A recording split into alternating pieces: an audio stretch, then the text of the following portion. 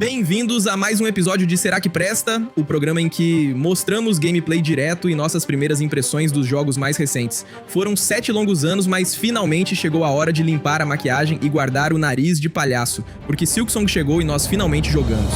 O hype por esse jogo é real. Centenas de milhares de fãs devotados de Hollow Knight conseguiram derrubar a Nintendo eShop, a PlayStation Store e a Steam, todas ao mesmo tempo. Se você quisesse comprar o jogo no lançamento, era praticamente impossível. De alguma forma, esse pequeno jogo indie de $20 conseguiu paralisar completamente todas as grandes lojas online por um breve momento. Quer dizer, não durou muito, mas levou cerca de 1 hora e, finalmente, após as mensagens de erro e as velocidades lentas de download, você conseguiu jogá-lo. E aconteceu. Depois de toda a espera e expectativa, nós finalmente colocamos as mãos nesse jogo, e isso parece surreal. Eu me lembro, e me perdoem porque acho que já mencionei isso antes, de quando o Hollow Knight original foi lançado, o jogo era tão desconhecido na época, ele nem sequer apareceu na página principal da Steam no lançamento. Estava definitivamente no radar dos aficionados por Metroidvania, mas é inegável que a Team Cherry evoluiu muito desde então. Os números contam a história melhor do que eu.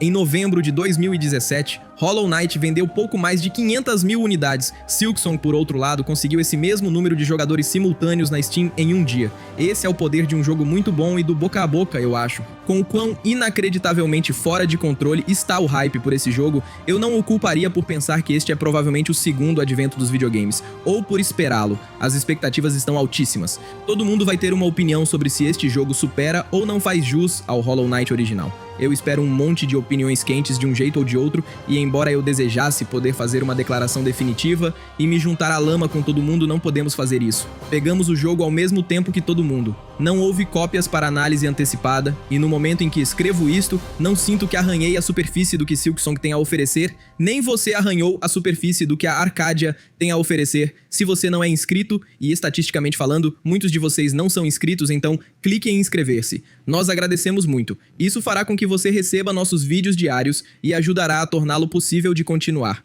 É assim que mantemos as contas em dia. Eu sei que é chato, mas preciso dizer. Vamos voltar ao jogo. Como eu estava dizendo, não tivemos uma quantidade enorme de tempo com este jogo. Isso é mais uma primeira impressão do que uma análise completa. É muito cedo para ter uma conclusão, mas o que posso dizer, e pode soar um pouco simplório, mas digo no melhor sentido possível, é mais Hollow Knight. No meu tempo com o jogo, ele já se mostra um ótimo jogo de ação e plataforma Metroidvania com o mesmo charme incrível do jogo original. A princípio, parece quase idêntico, apenas trocando a cidade subterrânea de Hollow Nest por Farloom e substituindo o Cavaleiro por Hornet. Mas à medida que avancei no jogo e desbloqueei novas habilidades de movimento e armas, ele realmente começa a parecer algo próprio.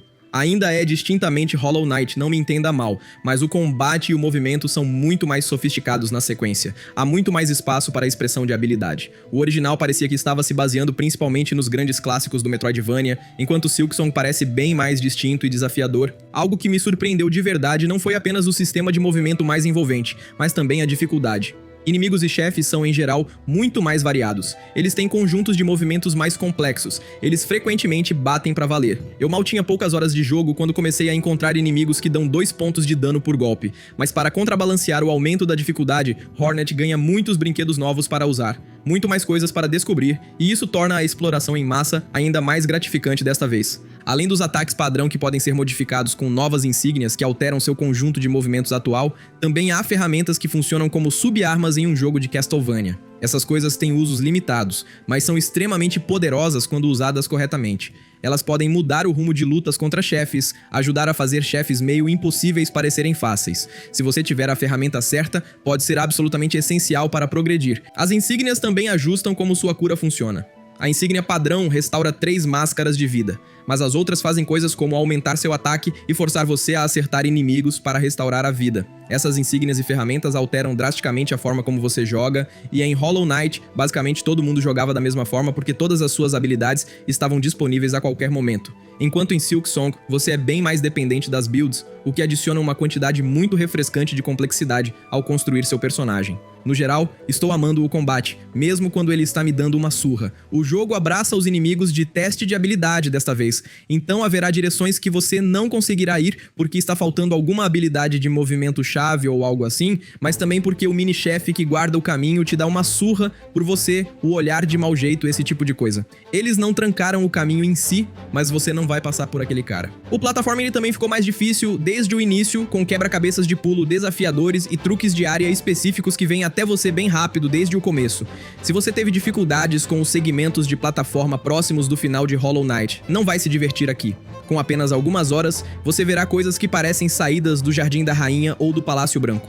Parecia bem, eu vou dizer o seguinte, se a jogabilidade fosse pior, eu seria mais negativo sobre isso, mas não é, a jogabilidade é fantástica. Silksong pede muito de você no começo, mas eu sempre senti que era eu que estava errando o pulo, não o jogo tornando isso impossível para eu não errar o pulo. Eu só desbloqueei algumas habilidades de movimento importantes, mas todas já mudam completamente o jogo. O dash é poderoso, mas exige precisão para ser usado ao máximo. A habilidade de flutuar te dá bastante utilidade sem parecer super poderosa.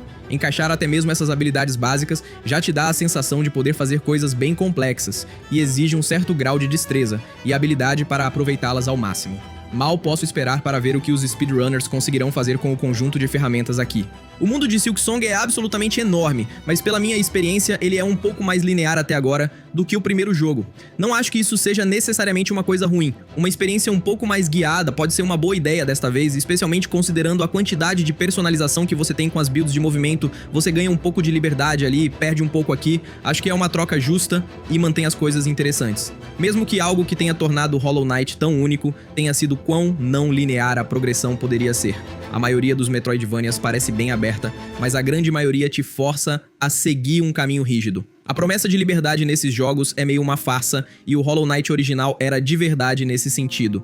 Pelo que joguei, Silksong é um pouco mais tradicional. Você começa em um ponto e tudo o que você pode fazer é avançar em uma direção específica. Eu não sei, isso pode mudar depois. Pode acabar sendo um jogo muito mais aberto, mas pelo menos onde estou agora é mais rígido que o primeiro. Isso definitivamente não é um julgamento de valor, porque eu certamente gostei, mas estou apenas dizendo que o jogo é um pouco diferente até agora.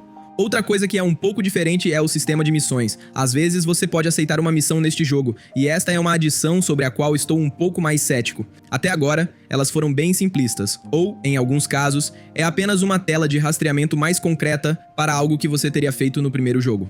Essas coisas te dão um pouco mais de incentivo para voltar atrás, ou pelo menos te dão algo para fazer enquanto volta, o que é bom.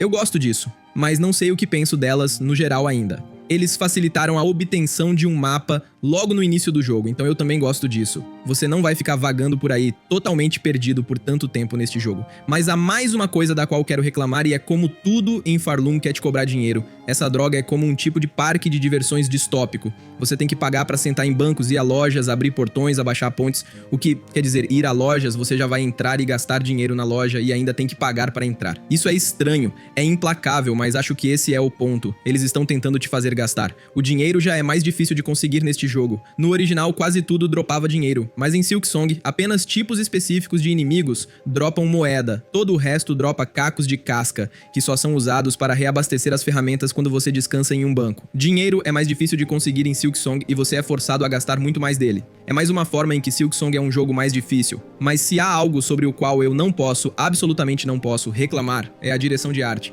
A Team Cherry é mestre em criar um mundo que parece super interconectado e denso, com muitos segredos escondidos e muito a descobrir que nem sempre é estritamente necessário, mas dá muita vida ao mundo onde tantos jogos desse tipo podem parecer genéricos e vazios. Dos pequenos pedaços do mundo que vi até agora, as áreas são mais variadas, há mais acontecendo nelas. Há um monte de pequenas sub-áreas que têm características únicas, e cada zona tem sua própria coleção de inimigos e desafios para enfrentar. Eles realmente elevaram seu nível no departamento de arte com Silksong. Há tantos detalhes encantadores por todo o lugar que é difícil não se envolver enquanto você explora este mundo melancólico. Eles alcançam esse equilíbrio perfeito de desenho animado e severidade que o primeiro jogo também conseguiu fazer incrivelmente bem, mas é ainda melhor aqui. Há mais NPCs que têm mais personalidade e carisma durante os breves momentos em que você interage com eles.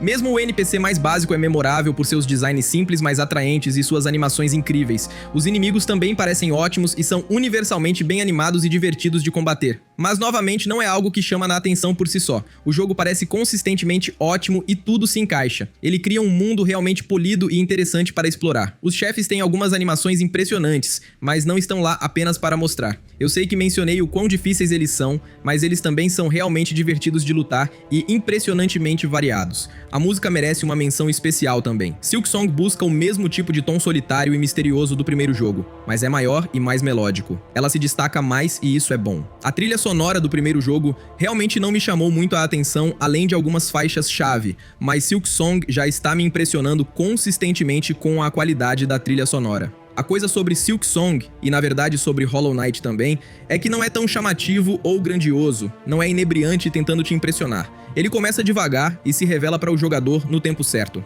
É um jogo que, se você conhece apenas pelo hype, pode começar a se perguntar qual é o grande lance. Mas depois de passar bastante tempo com o primeiro jogo, fica claro que ele é algo especial. Você precisa começar a entrar nas áreas de final de jogo, descobrir os grandes segredos e desvendar zonas e chefes completamente opcionais e os muitos finais secretos e as surpresas que estão guardadas.